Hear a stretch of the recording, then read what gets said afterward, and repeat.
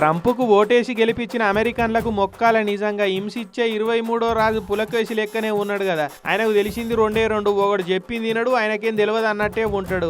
ఇక అదే అలవాట్ల ఆయనకాయనే పెద్ద మహానుభావునని నొష్టి మీద స్టాంప్ వేసుకుంటుండు. ఇప్పుడు అమెరికా మహానుభావుల లెక్కనే నాకు కూడా రష్మోర్ గుట్ట మీద విగ్రహం చెక్కాలని కలలు కంటున్నాడు.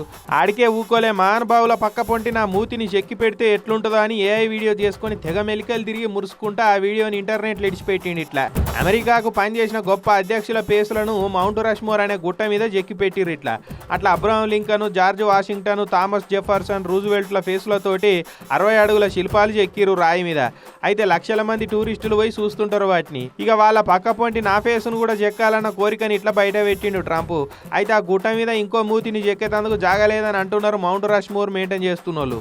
ఒకవేళ కాదని ట్రంప్ పట్టుబట్టి బండ మీద మూతిని చెక్కించుకున్నది గుట్టకే పెద్ద డేంజర్ అవుతుందని అంటున్నారు. మరి రాజు తలుసుకుంటే దెబ్బల కరువ అన్నట్టు ట్రంప్ తలుసుకుంటే రూల్స్ గీల్స్ జాంతనయ్యే కదా.